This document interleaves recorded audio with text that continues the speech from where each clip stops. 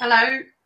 Hello everybody, hello and welcome to the second edition of Wine and Wild Wisdom with myself, Laura Dallaghan, and this time I have the absolute pleasure of interviewing and chatting with a very dear friend and also an exceptionally talented woman, Anna Mckerrow. Hello. Hello. No, chin What an chin. intro. Chin chin. Cheers. We are being very decadent, it's like lunchtime. That's And fine at lunchtime. It's past 11, so 11 a.m. I think that's fine. that's fine, exactly. So chin chin. Now, Anna is a published author of young adult fiction and also poetry. And there's a great witchy and wise theme to her works. But you're going to start with reading a little poem, weren't you, my lovely? Yes. It's not one of mine, but it's Oh, I really... thought it was one of yours. But anyway. No, because I think that would just push egoism too far. And this is way better than me anyway. This is from one of my favorite books. It's called The Moon is Always Female, and it's a collection of poetry by Marge Piercy, who is an American poet. And I recommend this to everyone. Fantastic. The last section is a series of poems inspired by the lunar cycle. So very appropriate, very to pagan interests. And I'm going to read just a section from one of the poems, which is kind of commemorating November, this time of year. Lovely, thank you. I wake after midnight and hear you hunting. That sound seems to lodge in the nape like a hollow bullet, in a rhythmic hooting, plaintive, as if you seduced your prey by pity. How you swoop from the dark of the trees against the blackest blue sky of the November full moon, your wings spread wide as my arms, rough heavy sails rigged for a storm. The moon blinds me as she glides in, ripping skeins of cloud. On your forehead you bear her crescents, your eyes hypnotic as her clock-faced disk. Gale-force winds strip crispened leaves from the branches and try the strength of the wood. The weakest die now, giving back their bodies for the white sheet of the snow to cover. Wow. It's just half of it. I won't read it. It's really quite powerful stuff. I was getting lost in that. I was just getting, it's so beautiful. I need to have that book. You do. Everyone does. Yeah, that's utterly beautiful. So I'm so bright. It's like the moon. I'm like being blinded by the sun at the moment. You look even more luminous than usual, darling. I'm like, if you go into shadow, but that I love that. That's just so evocative, and that's, I think, a lovely mood and a lovely poetic feeling for the start of our video. And it's really apt because obviously for pagan interests and for anyone that loves nature and poetry, but also because your book, you see in the bright blinding light of day, there we go, your book is called Crow Moon. And if you haven't seen this and haven't got it, you know, it is for young adults, but it's for adults of all ages. I think it's a brilliant book. And yeah, Crow Moon. Shall I intro it, or do you want to intro it, or do you rather do? I don't mind. Shall I do it, because it would be different? Yeah, crack on. So Crow Moon is based in a place called the Green World. So we've got sort of in the future, well, in the near future, the fossil fuels are pretty much gone, and there's a real battle and war out there to fight for the remaining fossil fuels. And there's the world split up, or England or Britain split up into the Green World, which is the West Country, yeah, and the Red World. And the Green World is a place where we've gone back to the old ways, and the Red World is a place of corruption and gangs and bad things. Yet it isn't black and white, good or evil, is it? I mean, the Green World is hardly from the people who, we've got Danny, who's the main teen boy who is in this book. He's not really in love with the Green World at the beginning of the book, is he? No, he's not, and I think that that works well, because he's a teenage boy, and whatever your parents do when you're that age, you think it's really boring. My parents were really quite interesting, actually, but I really thought, you know, they were boring when I was a teen. You know, one was a musician and the other one was a artist and dressmaker, and I was, oh, I know. So there's an element of that, but also I felt, because I had created the Green World as an eco-pagan world, I, to some degree, I kind of wanted Danny to be quite a bit of a doubting Thomas, really, and going to take you through and question everything, rather than him being a very evangelical character. And that way you come into things gradually. That accounts for a non-pagan audience, but also it shows some, as you said, some of the less than perfect elements of that society, because obviously nothing is perfect, and it may seem like a utopia, but perhaps it isn't entirely. Absolutely, because it does. I mean, coming from a pagan perspective, you know, living in Tintagel, where a lot of the book is set, we have Tintagel living in Cornwall, and having where witches and powerful women really kind of rule the communities. You think, oh, that sounds pretty cool, but then you kind of think about literally living in those communities, and there's a lot of comforts to be missing, and that's what I think what Danny and the rest of the teens kind of struggle with at first, isn't it? The comforts they're missing, and the kind of the harshness and the plainness of the food. Yes, totally. It's really cold. It's miserable. They have to wear a lot of wool. You know, it's not terribly stylish. As you say, a lot of modern comforts aren't there. They do have, in many other ways, a really fantastic quality of life and a very spiritual community and connection to the land, and you know, and a close-knit community as well. But one of the things that I was trying to think about as well is when you have a closed community, as the Green World are, so there's a border, and you know, nobody goes in and out. Well, some people do, you know, but it's pretty much you're one side or the other. So there's not a lot of diversity in the Green World, and there aren't a lot of new people coming in. There is a very strong ideology there, which even if you find, you know, agree with it and think it was all a good idea, it is slightly new ideas are not always welcome. So which is I think is just what's happened to them over time, because they've been on their own too long. Yeah. So yeah. What I like as well in the book is you've got little at the beginning of chapters, you've got sort of tenets and sayings of the Green World. So you've written all the sayings and the lore, really, of the folklore of the Green World as well, which is kind of slipped in through the chapters.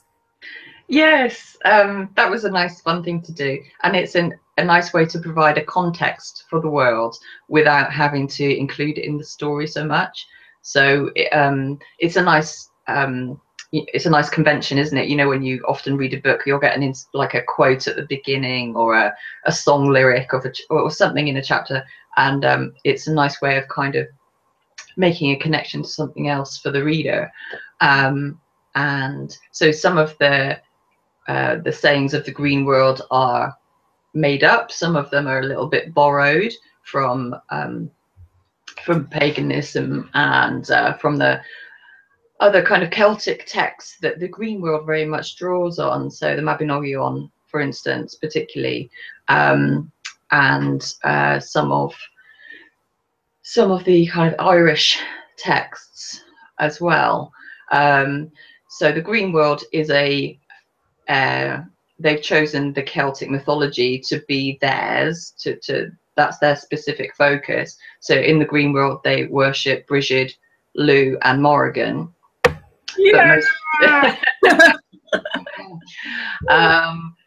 But their main goddess is Brigid, and as the more kind of overall earth goddess, fire, poetry, all of those things. But she's I don't know, more the mainstream choice, I suppose. And so yes, I wanted to show that they had been influenced in their culture by the old texts and stories, as it were. Yeah, that's brilliant, and I love the weaving in of the goddesses and of Brigid, and and the Morrigan comes in. It's probably and maybe more in it's the first of a trilogy, isn't it? So is the Morrigan coming in more in the other books? Laughs evilly. Yes, she does. She's much more prominent in book 2 and book 3, and she's there a little bit in book 1, but it's that she definitely kind of comes into her own later on. Awesome. So yeah, I mean, I love the fact it's you've brought in, it's not Harry Potter, is it? This is definitely not Harry Potter. It's kind of the tagline on it is magic just got real, and it is real, isn't it? It's from real. It feels like it's from the myth. It's from real magic. It's not throwing a wand out there and things speak some Latin and then things change into monsters. It's coming from a real lineage, and I think it will appeal to lots of pagans because of that. But did you feel like you were kind of breaking a few boundaries writing this book for teenagers? Because there's not that many out there, is there? Not many. I mean, there might be now, but there's not that many very real magic books out there in fiction. Yeah, I think it is a little bit different, and I think that's what people really enjoy about it, and that's what I wanted to create. That in so Crow Moon, as you said, it's a young adult title, which means it's targeted at, say, 14 plus, say maybe 14 to 20, but also it's got adult crossover appeal. So lots of things now on the market, like the Hunger Games, not that I'm comparing myself to Hunger Games, but it's that same kind of age group, so that adults enjoy as well. A lot of books within that age group, particularly, we've had a lot of books about witches over the past few years. Witches has been a big trend, actually, which is great. I always love any book with witch in the title, and we'll pick it up. And I found, as I was reading stuff that was out there, particularly stuff from the US, actually, that and from the very, very mass market side of the business, that it was good, but as you said, it wasn't kind of speaking to me about my experience. And so I thought perhaps there was something to be done from a UK perspective, and from something with much more of an earth magic feel. Interestingly, I think that without calling things pagan or Wiccan or neo-pagan, or without labeling things so definitely, there are actually quite a lot of children's books and books for younger children as well on the market that are dealing with some very what I would consider kind of pagan interest subjects. So particularly environmentalism and shamanism, and I've got a pile of books over here. I was going to show some of them just to kind of talk through.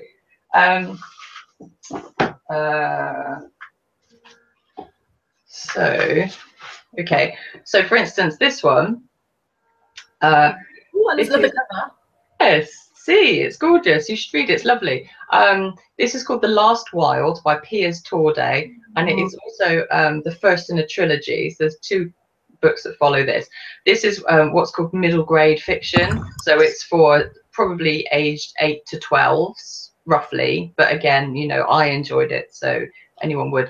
And what I love about this is it's basically a story about extinction and rewilding. So it's a different world, a slightly dystopian world, if you like, where there are no wild animals anymore. No. and that the wild has pretty much disappeared, and that humans aren't eating real food anymore. They're just eating this kind of pink slop, which is tastes of fried chicken but isn't, and it has all of those concerns that I think so many of us do around extinction, GM crops, all of those things, but for children. So the story follows a boy through the 3 books who can talk to animals. He can't talk, he doesn't talk, but he talks to animals kind of psychically, and they can understand him, and he becomes their oh my god, go away. Hello. Somebody's calling me. I haven't done the basic things of turning my phone off. Sorry. Oh, sorry. It's not that basic. Always forgotten. Yes, so he talks to the animals psychically, and he is kind of their savior, if you like, and he finds some animals who are still out in the wild, and the stag, who's the lord of the wild, for instance. Yeah. So great set of books. I would highly recommend them to any parents out there with kids of around 7 up, really, to read together. They're really good, but it's just really interesting to me that as soon as I started reading it, I thought, oh god, well, this is amazing. I love that there's a very successful series out here dealing with issues around extinction, which is a huge worry. Yeah, absolutely. That's brilliant. That's really brilliant. Yes. Indeed. Another one that's out at the moment is by your friends and mine, Lou Hersey, called Deep Water. So this is for the same age group as my book. I need to read this. I've not read it yet. Yes, you must. It's amazing, and it's about the Selkie myth.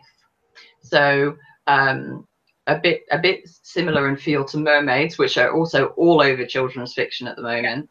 But different in the myth about putting on the seal skin, becoming the seal, and then coming back. So very much, and Lou really explores the myth in a really beautiful way, that a teen girl realizes that she is from a family who have this skill, and she finds her long lost grandmother, who initiates her really into the way of the Selkie, set in Cornwall as well. It's kind of I think she calls the town something different, but basically it's set in Boscastle. Oh, awesome! Just down the road from your one. That's great. Yes, exactly. Which is hilarious, because when we were both writing Crow Moon and Deep Water, we just didn't know each other at that stage, and we both ended up writing really magical stories about Cornwall. So there's obviously something in the air. Yes. But it takes a very shamanic kind of approach to transformation and journeying, really. And again, and it's beautiful. It's a beautiful book.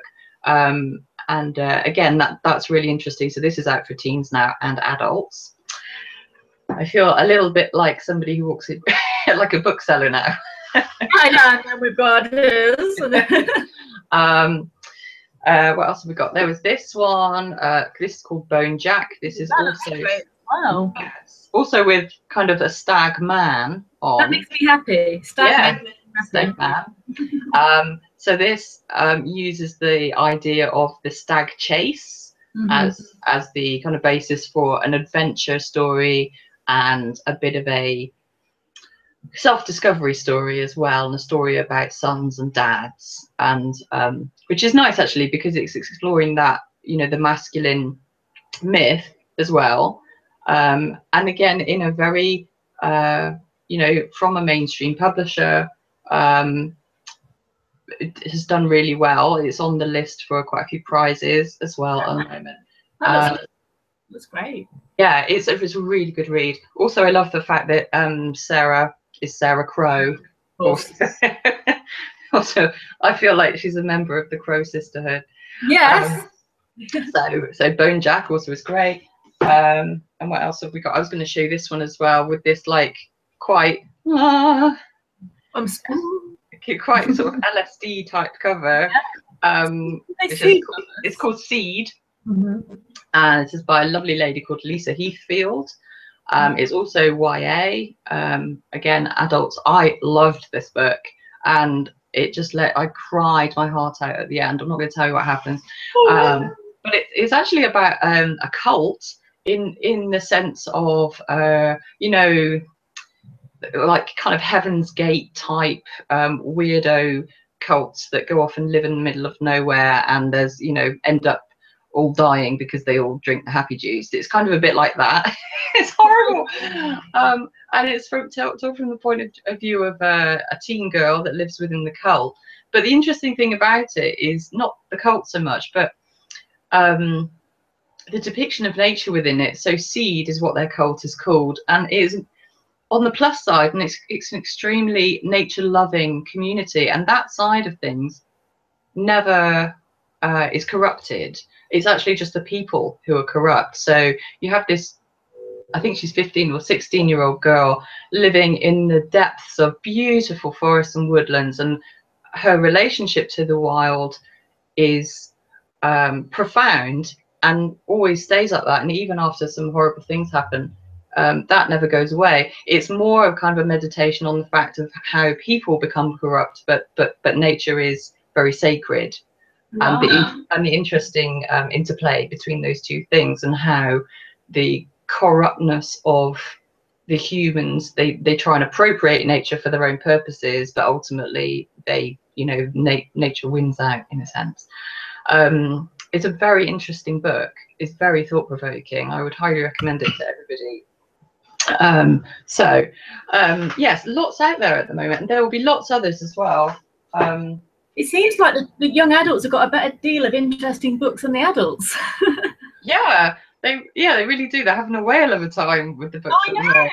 This is amazing, like shamanism and witchcraft and kind of animal energy. It's like, I want to read books about that. Yes. Well, do. I mean, actually, I think the adult audience for young adult books is huge, and whether that's because they are, I don't know, slightly more, I don't know, different from standard thrillers or horrors or whatever. They tend to cross boundaries a bit. Maybe that's it. And the UK in particular has a really, really vibrant young adult scene, and lots of really interesting books coming out. Oh, cool, including your next 2 books.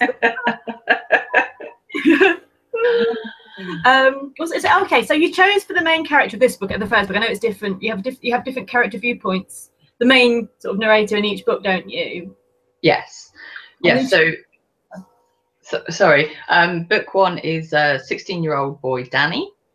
Book 2 is 16-year-old girl, Demelza, or Mels for short, who is a supporting character really in book 1, and she very much comes into her own in book 2. And then there's a different point of view character for book 3, which I am in the middle of writing at the moment. Yeah, but I like that. I liked Mel's from the first book, so I'm looking forward to seeing her perspective. What made you decide for the first book that it should be a male point of view? Why did you choose that? Was there any specific reason, or? Partly because most witch books have female protagonists, and I wanted to have the message that anyone can be a witch, as we know, and it's not a female dominated thing, although, you know, in practice kind of is, but you know, but the concept is about balance after all, and male and female, masculine, feminine, and divine masculine, divine feminine. So that, but also I sort of hate it when writers say this, but his voice just kind of suggested itself to me.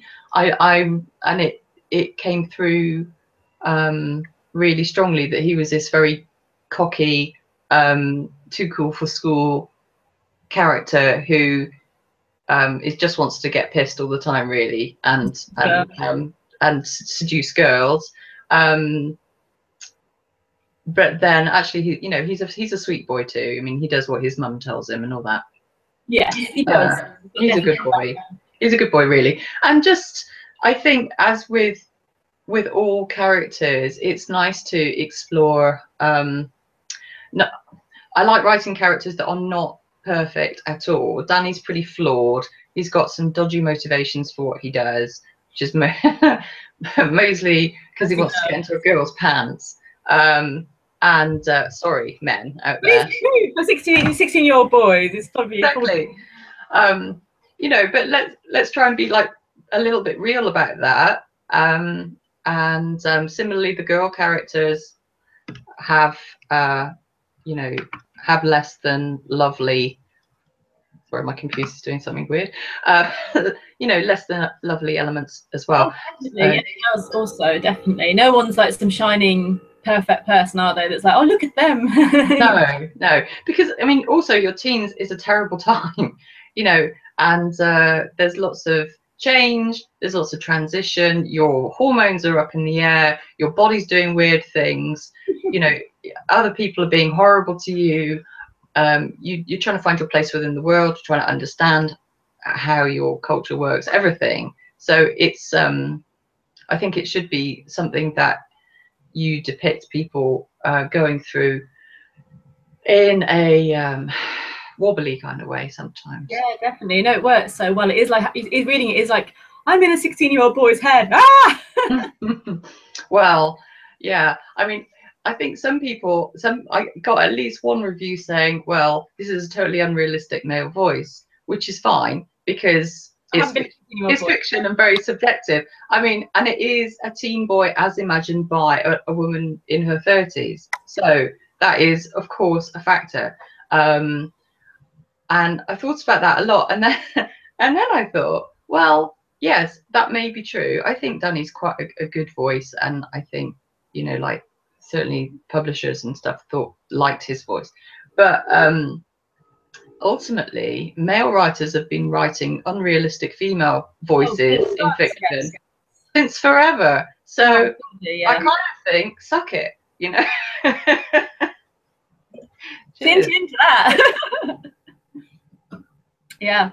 Wait a minute, I'm just going to make the curtains go a little bit over because I'm just totally like blinded by the light and I can't see you. But just 2 seconds to make the curtains down.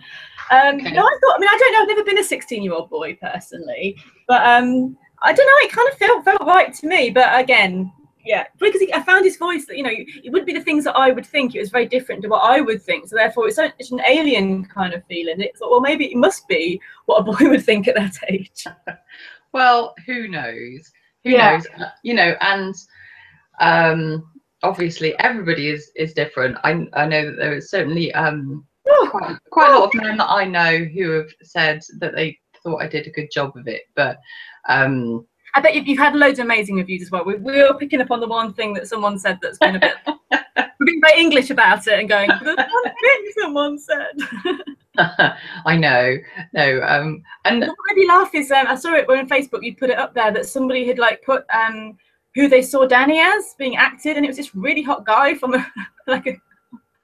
was it from Supernatural or something, or from the Vampire Diaries? There was this guy they chose as Danny for their dream casting.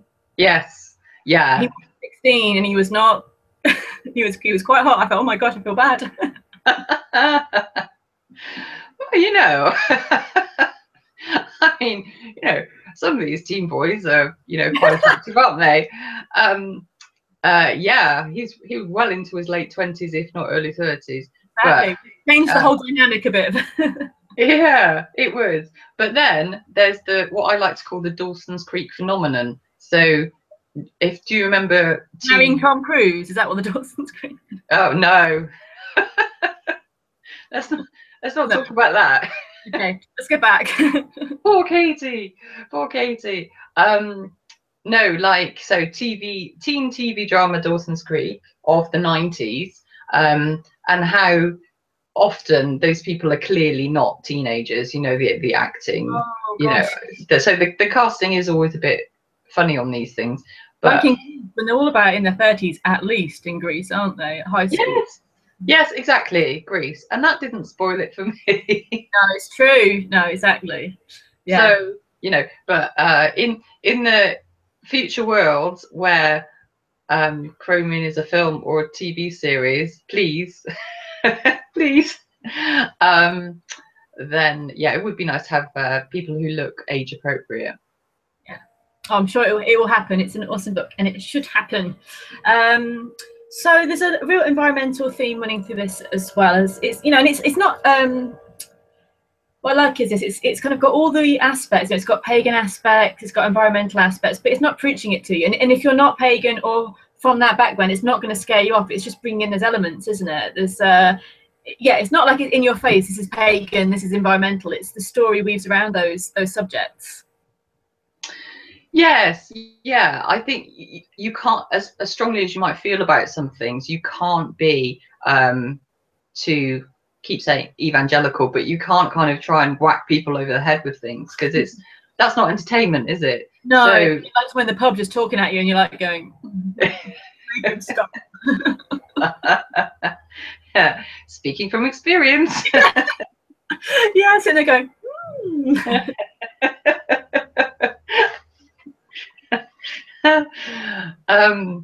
but not what you ask? Your writing would ever do that. Your writing would never do that. Well, I hope not. Anyway, but yes. So first of all, I think it was quite good to be able to set Crow Moon in a world that is described as eco-pagan, because automatically you're introducing ideas about sustainability and you know, recycling, growing your own food, composting, all of these things into people's minds. So you immediately create the context and then create the alternative, which is the red world, which has gone horribly wrong, and that there's a massive war for fuel, for the last scraps of fuel in the world, in Russia, not too far off from that. There's a massive gap between the rich and the poor. There is horrible crime and corruption politically, and an ineffective government actually as well, where private security has more or less taken over on the operational running of towns and things. So it's not very nice idea. So it's dystopian. But as with all dystopias, it is inspired by concerns about what's happening in the world at the moment. And for me, environmental things are among the biggest things to be worried about, because not that there's not billions of things to be worried about at the moment, frankly, but in terms of just there are so many resources that we can use, and then after that, what happens, is a very pressing concern. So there's the war for fuel, and as the stories go on, the books go on, the environmental issues around that become more prominent, and also the issue about refugees from the red world coming into the green world, because after a certain amount of time, if there is a section of the country that has resources and there is a large section of people that don't, then invariably this is what would happen. And obviously this is also very topical. So yeah, I mean, one of the main topical things for me at the moment with environment things, as with many people I'm sure, is concern over fracking. And in the red world, they are fracking the hell out of the lands, as I hope it doesn't happen, but the government has now given a green light to do here. From a green world point of view, that's not only creating physical stress to the land and all of those things like poisoning water and things that aren't good for people, but also because they are pagans, they see it from a very spiritual point of view, literally, that fracking is drilling into Mother Earth, and that there couldn't be many worse things that you could do. Which I kind of agree. Yeah, I mean, without going into like a massive political rant, it's can do. Could do.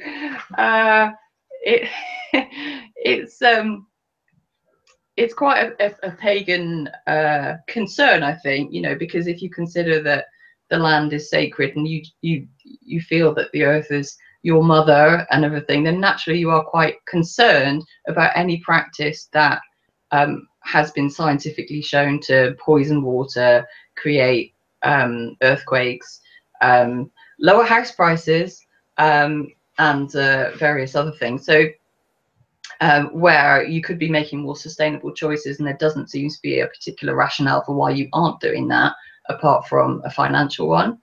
And there are a lot of pagan anti-fracking groups, for instance, aren't there? So it's quite a big area of activism within our part of the world. A ritual was in Glastonbury. I think it was all over a week or so, 2 weeks ago. There was it was around the full moon. There was a ritual in a lot of places linking together, like the beacon of light, anti-fracking rituals. So that's kind of bringing the magic into the anti-fracking campaign. Oh, that's really nice to know. Oh, I think I was on the Facebook group for that. Yes, yeah. There was sort of lighting a beacon all over the country on the same night. Yeah. Ah, right. Okay. Yeah, that's good. And a while ago, that there was a really nice anti-fracking demonstrations, stroke ritual, stroke day at the tour, or around the tour. And that was about a year or two ago, I think. I don't know if you were there at that. I was visiting my auntie in Plymouth, so I didn't go. Is that? I did, and in fact, at the time, that yeah, very much inspired what I was writing at the time as well. But just that horrific idea of like, really, you're gonna like potentially have a fracking site. I think just around the Tor, so you've got this, you know, national treasure site, area of fantastic, you know, area of natural beauty, but also of incredible spiritual significance. Really, is that what you're going to do? And I know that lots of people felt similarly enraged about that. Absolutely, and the fact as well that you have the springs that are coming out of the Tor, which are healing water, and have been, you know, for many years, people come here for the healing waters, and you're going to frack and poison it. It's unthinkable. But a lot of things have been happening with the Badger Coal, and the other things happening are just unthinkable, because there's nothing good behind it. There's no good, you know, environmental or animal or even personal reason behind it. It's all proven to fuck up, you know, the country and the wildlife, but it's for the quick buck. I think people are feeling very enraged, and so they bloody well should as well. I agree. I think the only nice thing I can say about this, to be positive. Yeah, no, do be positive. Get too angry. No, you can never be too angry about this. But what I like about their anti-fracking movement or activism or awareness is that it's not just pagans. I mean, as a country, we are as British people, we are extremely proud of our beautiful countryside. And I think regardless of your religious or spiritual orientation, I think we can pretty much all agree that we are very keen to protect it. You know, there's a move to build on the green belt around the home counties, basically, at the moment. And that's a bit more difficult because we do need a lot of housing and everything. So, but there, you know, that whatever that plan is, it needs to be sustainable housing and built sensibly with the right infrastructure. Anyway, but you know, when there was the Balcombe demonstration against the fracking there, I loved the fact that there was all the yummy mummies that came out, like, fuck no. Yes. Like, get my plan. You know, it's not just hippies that care. It's, you know, that there's a strong tradition of loving the countryside from the, dare I say it, you know, the upper classes as well. And I think that's how I kind of approach things when I'm talking about the book to a mixed audience. Of, you know, that basically it's our countryside, it's our heritage, and we're all really proud of that.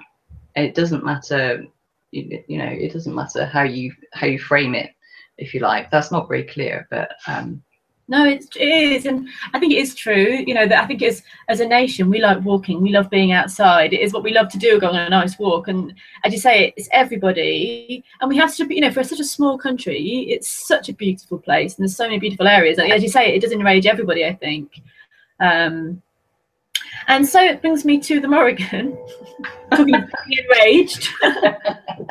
I know that she was quite a driving force, even though she's not featured loads in the first book. She's a little bit, but not featured loads in the first moon. And we all know the Morrigan and crows are as one. I know that she was a sort of a driving force behind you in this book. If you'd like to say a bit about that. Yeah. And also loving the crow. The crow is with us today. Yes, I did. I thought I'd bring my crow painting here to kind of keep an eye on it. He looks like he's keeping an eye on things, making sure. Yes. He's an authoritarian-looking crow. He is, isn't he? It's a photo I took from the Tower of London. So he's one of the, you know, the Tower of London crows. Raven, sorry, he's a raven, not a crow. Yeah. Even better. Yes. So I became aware of the Morrigan a couple of years ago. And I don't know how initially, but just one of those things that, you know, comes into consciousness when helpful. And I learned about her and about her various different aspects, and that she's a warrior and a mistress of magic and a goddess of sex, but also a fierce protectress of the land. And in fact, her element of sovereignty, of queendom, is intricately attached to the land. So literally, she is she is the land, and her body is the land. And you know, that when somebody wanted to be king, he would have to, you know, he becomes the king to her queen, as it were, and she would infer kingdom, is that the right, not infer, confer kingdom upon him. And I think that the combination of Morrigan as a warrior and as a protectress of women, particularly women's bodies and the land, very much formed the drive behind these books. The more I connected with her and the more I found out about her, the more appropriate it seemed to be creating something that was saying quite definitely that we should, you know, it was a pro-environmental message, and it was a pro, you know, goddess message. And it's, sorry, I don't know what I'm trying to say here, but she just came through very, very strongly, and it's helped my creative process no end, being connected to her. Did she give you a bit of a boot sometime to do something, like pushed you forwards or something? Yes. A spear, yes. A boot, instead of a prop with a spear, like, go on. Yeah. Yeah, and also I think, you know, we were talking about books earlier. It's really interesting at the moment when you look at books and films across the board, not just children's, how much crow, raven and wolf iconography there is in everything. At the moment, it's really of the moment. And so the witchy side of me is like, oh, is she whispering in all these artists' ears, you know? Exactly. I don't know, but it's very of the moment anyway. And I think there is a relevance between a resurgence in people working with the Morrigan, and also, say, with the resurgence of feminism as well at the same time. Not to say, obviously, that feminists are all chatting to the Morrigan on a regular basis, but I think that there's an interesting correlation between those two things, which are both very much about, you know, reclaiming women's bodies, fighting against particular types of oppression, you know, female genital mutilation, for instance, as a really direct and specific point, but also just anti-rape culture, all of everything that we're seeing in the media and everything, this explosion of feminism. I just really I'm really happy to see that, and I'm really happy to feel this generally really feisty female energy in the world at the moment. Me too, very much so. And I think with Morrigan as well, I think what she kind of enforces, if you choose to go on that path, you to really deal with your crap, so that, you know, you need to get rid of it because there's a battle to be done, like with anti-fracking. Like there's jobs for us to do out there, not a battle, that sounds, you know, but, you know, there's work for us all to do. And I think a lot of us are kind of often restricted by our own issues that are stopping us. Oh, I couldn't possibly, oh no, I'm not good enough, oh no.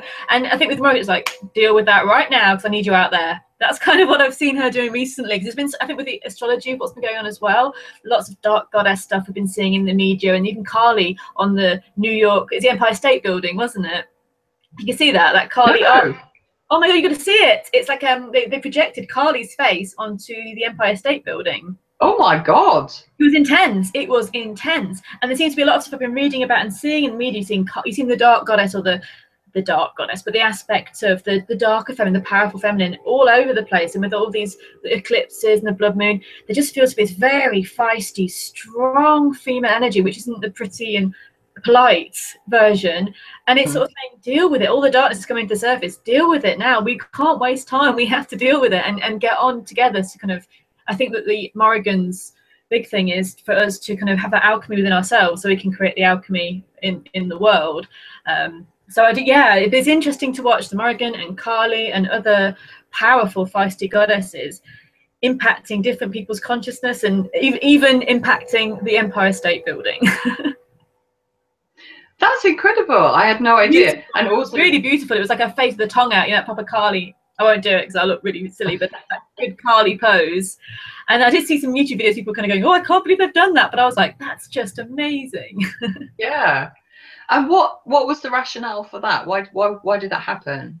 I don't know. I think it was something about kind of people facing that the bad things that are happening in the world, the commercialism. It was more, I think it was a big facing the shadow thing. I think that's what it was done for, facing that the Empire State's Building obviously represents something quite powerful, but maybe what it represents has had a very negative, you know, has had a negative effect on the world. So facing both sides of the coin, the success, but also the things that have not worked out so well. That was my take on what I saw. I can't guarantee that's what they were trying to do, but I think they were showing the other side of it, and the powerful, you know, the powerful other side of things, which is what the dark feminine is, isn't it, really? I say dark feminine like it's some shadowy thing. It's just a phrase, but that feisty, I like thinking more of the red goddess or the red feminine, really, rather than the dark. But that kind of very feisty other side, which seems to be just coming to the surface. We can't push things down anymore, can we? We can't pretend that it's all going to be okay. We're having to face the truth, really.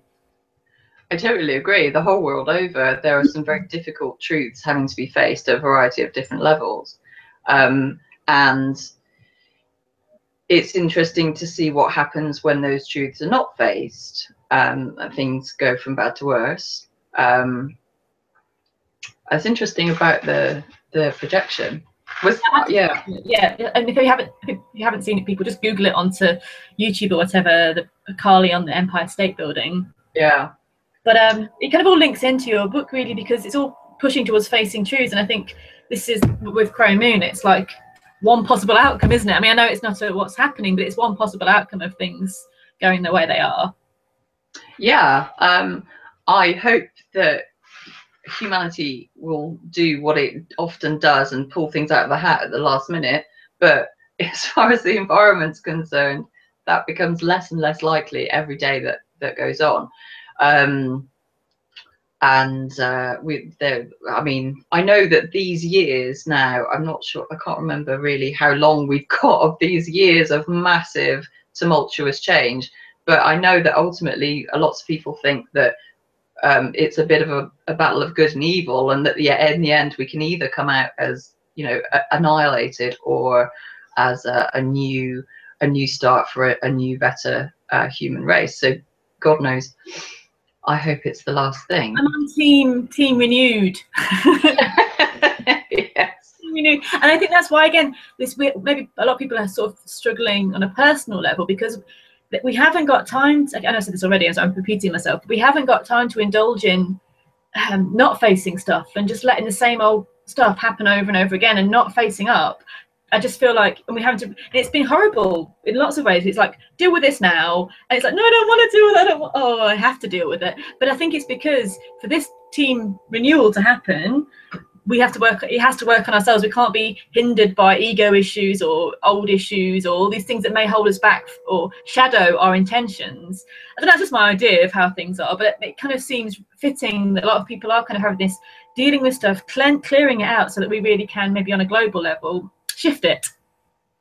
Yeah, I agree. I think it's just, it does very much feel like, as you say, the time for taking 10 years to clear out a personal issue has gone. And you can make it, you know, you can heal, you can move on, but you're going to have to do it the hard way now and the quick way, because we just haven't got that time anymore. Everything's much faster. I think there are great opportunities to move forward and to, you know, enter different understandings, but yeah, you know, we've all left it a bit too long and we're all a bit too lazy, I suppose. And that's the Morrigan saying, get off your ass. She's like going, come on, oh come on. But I think we've come into this life at this time to do that. I don't think it's, I think maybe for our children's generation onwards, I think it will be more fluid. I think, if, you know, I feel like it'd be easier for them to access this energy that we're breaking through at the moment. So we kind of, I feel it's, you know, I feel we've come in at this time to kind of, maybe in a way with our little spears, be a bit pioneering, to kind of, as you say, we might not have done it amazingly well, but we've come in at this time to shake things up a little bit. So hopefully for future generations, it will be more easy to access this kind of compassionate and less greedy energy. Yeah, I think so. I think actually there are some fantastic things happening across the board. I mean, in my book world, there's a really engaged set of teenagers who are readers, but they also blog and vlog about all the books that they love, who are fantastic.